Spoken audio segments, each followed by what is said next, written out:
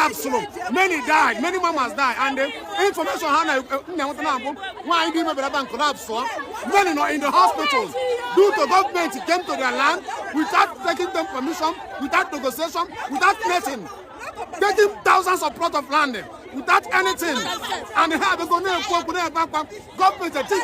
silent, which is not good. Please, Gov Soludo, please, you need to do something about this. I'm not the one for the UNATA. Look at some people who go, some mothers have died due to this. Why? Why? Some mothers have died.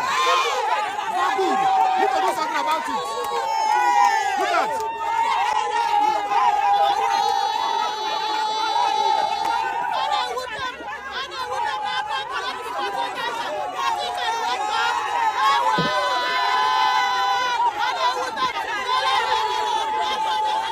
Soludo biko ndu mama hana etimpu na ebe akwa n'isi melefe onisi bịa na their village collect their land without negotiating with them, destroying their farm.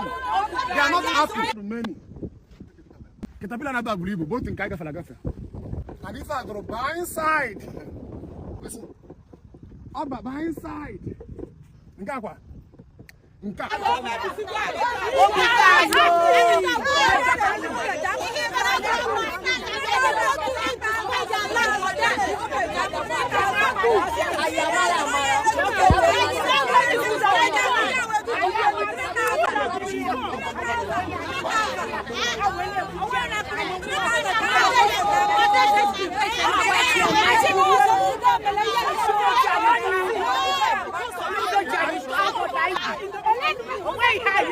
Look at some of our grandmother are in a hospital due to this land. Some no because of BP. How governor? Some due to this.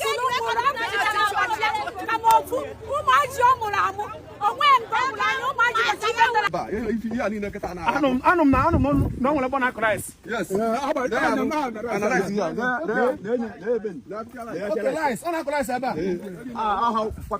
Okay. Yeah, somebody spend the millions of naira now government are there. Destroyer without compensating that person. Maji. Odroma.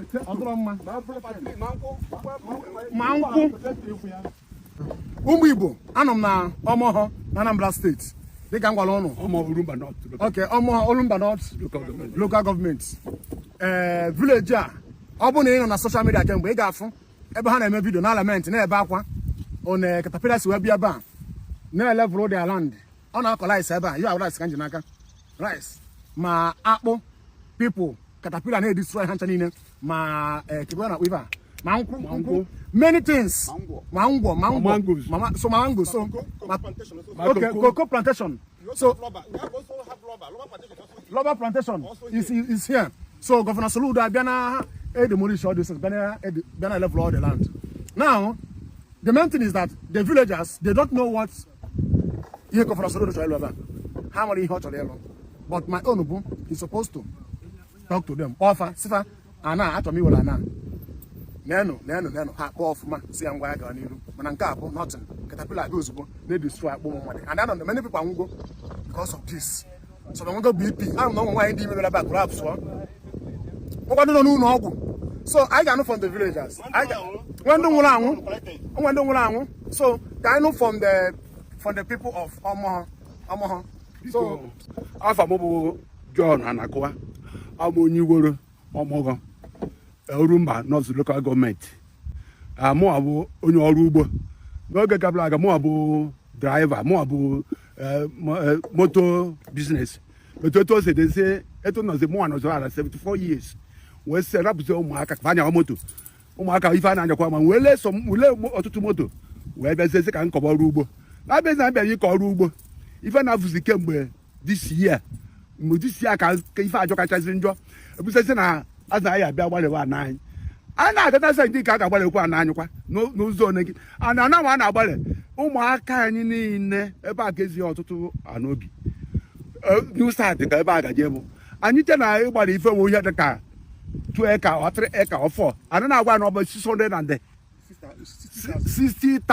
acres 6,000 acres of the land na-agbalịzi n'ime ife a na-ekwu iru ebe ahụ ụmụ akpụ akọrọ ebe ahụ agbalịsikwe nkwụ yazida maka akpụ protection dị ma rọba ebe a na-emegasị ma rọba efrefem ji potato rice ụmụ na-ewu ewu ọkwa ebe ahụ abịa gbalịsicha afa niile gbalịsi agụ niile ụmụ nwaanyị abụọ ngwe na-anwụ ofu onye ka ndị ọtụtụ nọ na hospital ndị BP bụ ndị biri ọtụtụ ego ndị biri 500,000 ebiri ha niile agbalịkọrọ ekweghị ka ewufu ofu ife mgbe a na-ajụzi ndị ọchịchị fama abịawa ọka asa ndekwe Soludo ha na-akọ na ọsụ development anyị na-ajụ development ọ bụ ndị ọ ga-achị nwụchara ewee mee development kedu ife a ga-emetobe ime development bụ na-abata n'ụlọ ndị anụnwụsị ndị ụlọ ji ọma aka kịta ọ ya kwadogasị n'ụlọ kwa amakịsịwa ha ọ nụkwụ na ma haus eduga anyị mgbe anyị na-ebe akwa ọ bụrụ ibere yesterday ụmụ oke ibu na ebe a na-akwa akwa si enyeghị iwu ha kwadisiri ife na ha mebisiri efere ndị ebe a ma nkwụ dị ya ma ife na Soludo nye ha ọda ha mebiri ihe afọ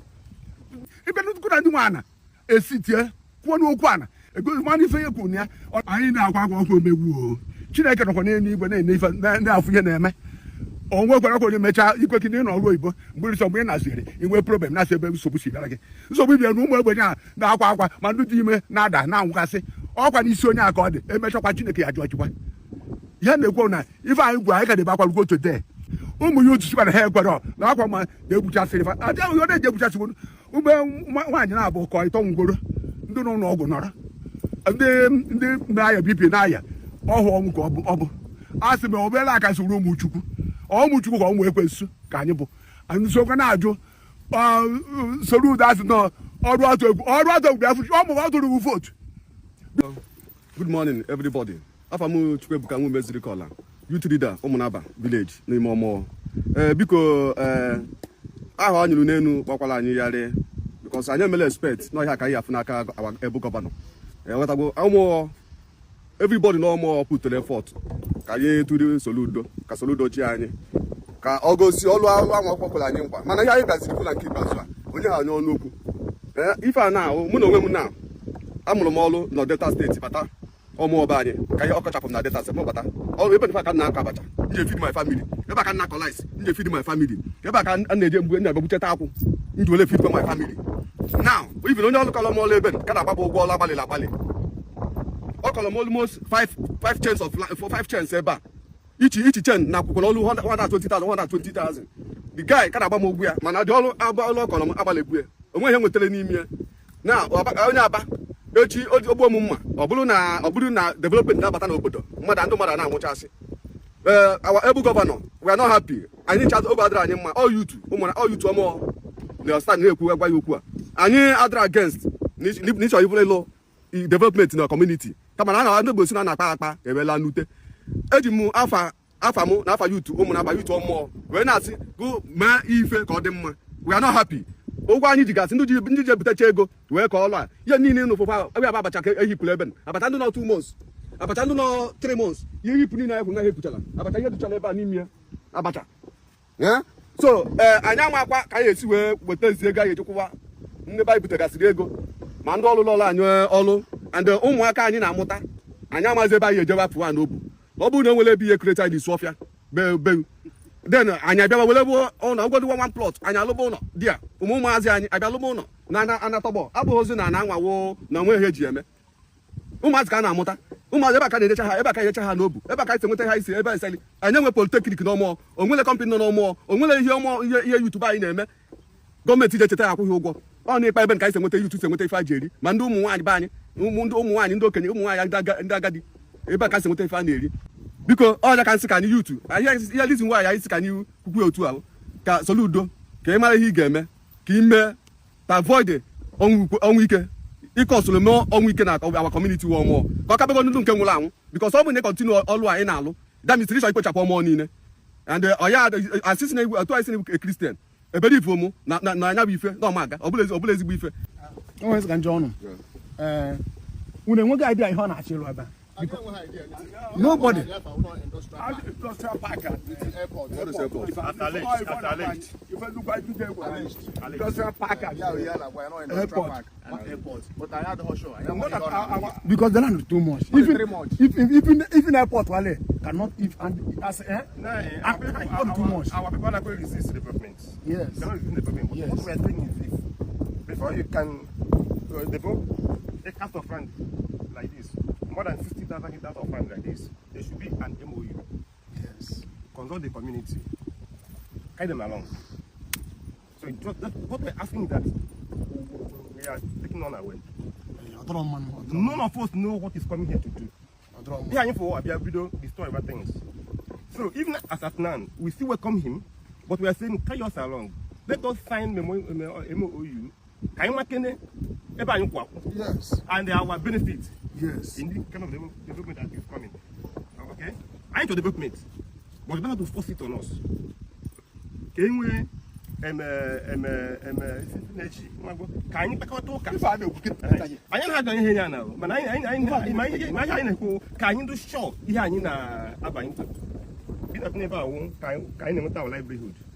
everything in the community boys are here.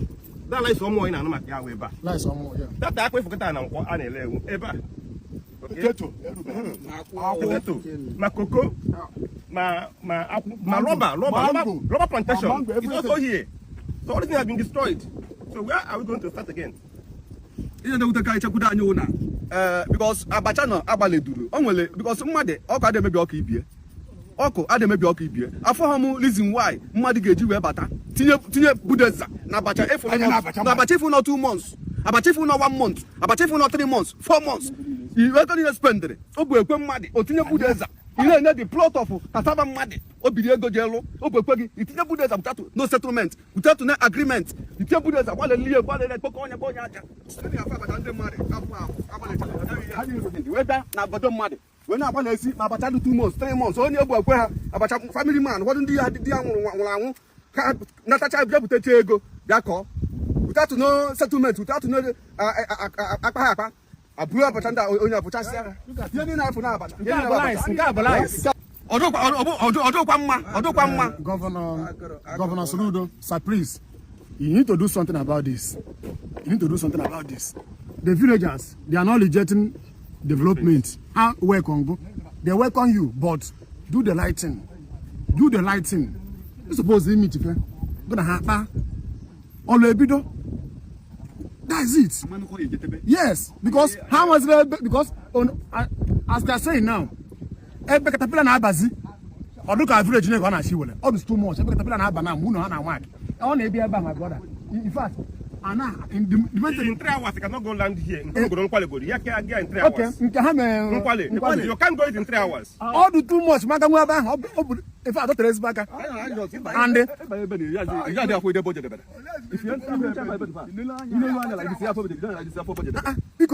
For you to go land here in 3 hours, you must be a strong man. The one destroyed already. go destroy and others how much I get below too much.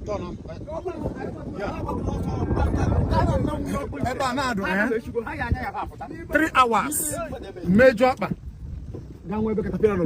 here. And the uncle how much airport, and airport. So nobody know what is happening. They are not too much. Yeah, they can a village. Yeah, they can village. If I do our community. Okay, I can local. So if I want a lot.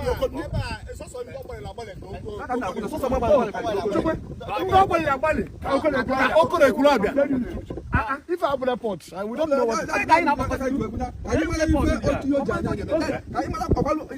what they are saying is that the place Caterpillar ka oko ke kulobia. And they are still working.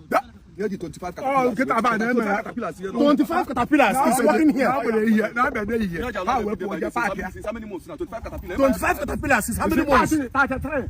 How long does this guy make 33 to 25 caterpillars? Yeah.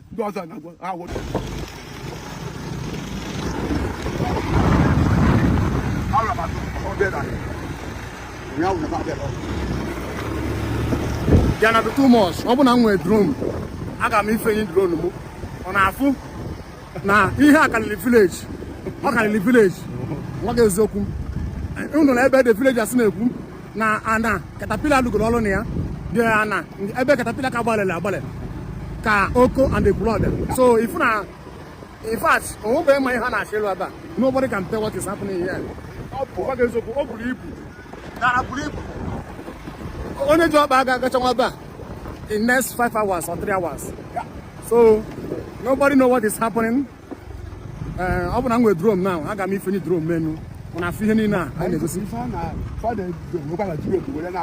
ọ ji ha jikwa drone wee na-eme ihe niile ha na-eme ọ ga helikọpta so helikọpta na-abịa ba na amalịtakwa ihe na-eme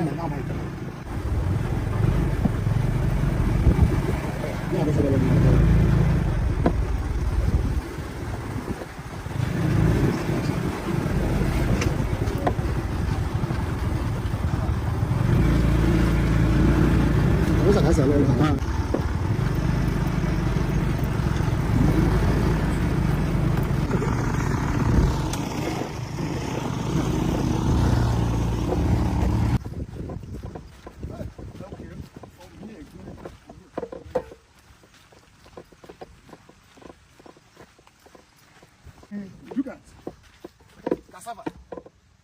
Anaba na menni. Look at. Anaba na menni ọfụma. Anaba na menni.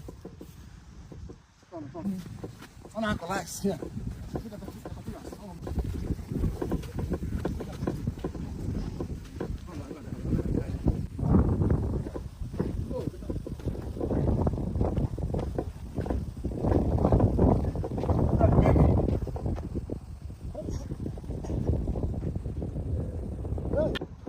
Abba, by inside.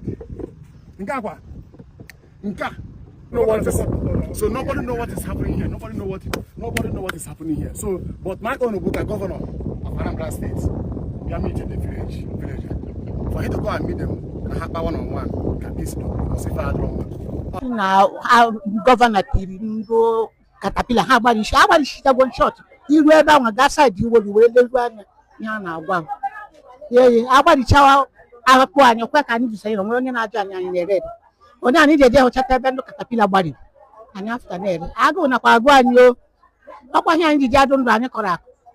Look at that, take your 35, which change. I got. They call you 6, call you 7, call you 8, you not 9, 10. The way what did you caterpillar way not the share. Imagine here. You can't go on. I ain't a national, I do Belgian. Ihe nwere ike ikwu na obi adịghị anyị mma abacha anyị kọrọ last year anyị kwesịrị na this year ma nke anyị ka ya bụ next year ka a na-agbalị eshiri anyị n'ikpe ọdọ ebe anyị na-akọ ọrụ just na-akwa wee katapila na-akwara eshiri anyị ibi nke anyị na ha abụọ ka anyị kụtara katapila ndụ nke akọkọrọ disi anyị na-agbalị eshiri anyị n'ikpe ọdọ obi adịghị anyị mma obi adịghị anyị ma ihe a na-eme ebe anyị na-akọ ọrụ n'ikpe ọdọ oke agbalịchakwa next year ka ebe anyị ya akọkwa wedugide wee ruo ka mgbe onye obi adịghị anyị mma since January mbilite na akwụkwọ na-abịa ka ụta aka na-abịa buto gịnị abacha ma agbara isi since January abịa akwụkwọ na-abịa ha ihe na m ji ata ha buto gịnị ana m ayị abacha ma agbara isi abacha nna ahụ kwesịrị na abụ ma nke nka kọrọ aka agbara isi ya ka nna ụta ka nka na-abịakwa nkwọ obi adịghị anyị mma ihe a na-eme anyị ebe anyị na-aka obi adịghị anyị mma Ihe na-ekwu na gọvanọ ọrụ otu egwu bụ Soludo ọ pụtara na ya na-aza elekshọn obodo akwụrụ ya n'ukwu and anyị were elekshọn nye kwụọ ya votu onye ka ọ na-aligbele oche the second tenor na nwere ụlọ ndị nwe ụmụ nwaanyị and ụmụ nwoke ka o chetara ka ya megide onye amaghị ihe a na-ekwu ruo n'ebe na a na-ekwu okwu ụmụ nwaanyị o nwere ndị ji 120,000 ka one chain ọrụ nwee ndị ji 70 were ka almost 60 chain ụfọdụ kọrọ 30 ụfọdụ kọrọ 20 ụfọdụ kọrọ 18 ụfọdụ kọrọ 10 n'ike dị onye ọbụla ewee ka ọnya o nwere ndị lụrụ ọvụ nwee ndị elubeghị ọvụvụ ibe dịka ana dịka bido Kano ruo Lagos ha Lagos Soludo wee bata na ya wee sị na ọka ya mebie demolition nne ụmụazị aka iburu na nwoke kọrọ ha ji azụ ụmụazị ọ chọkwara ka ụmụazị anyị gụọ akwụkwọ ọ chọkwara ka anyị rie nri ya jee na o nwere ụfọdụ ụmụ nwaanyị dara n'ubi nwụọ instantary ozu ha adọ na mọchụarị ozu ha nwụcha ụfọdụ ka e nyiri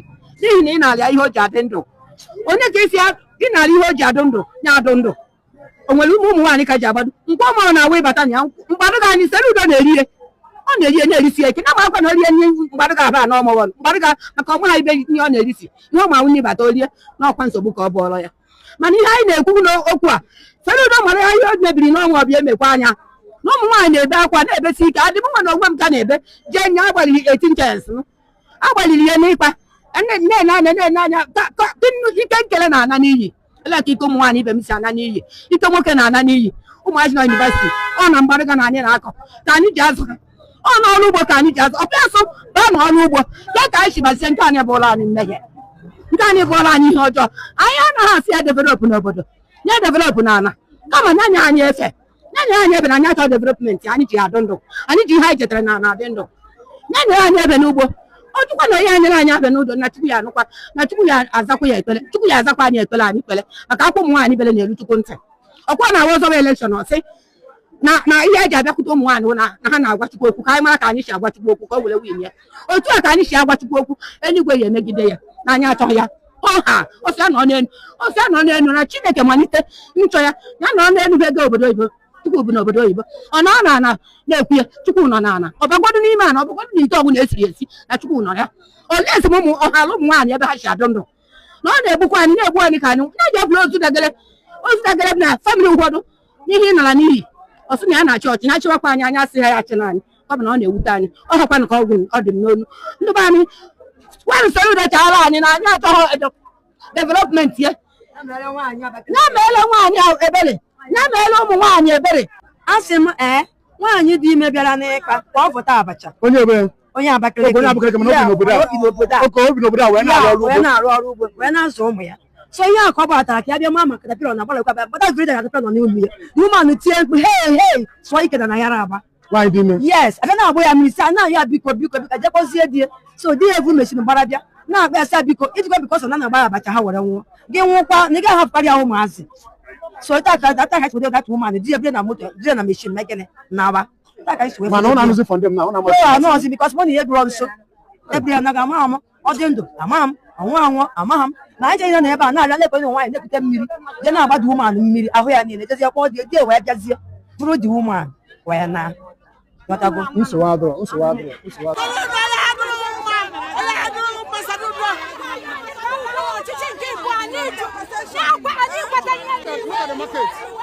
So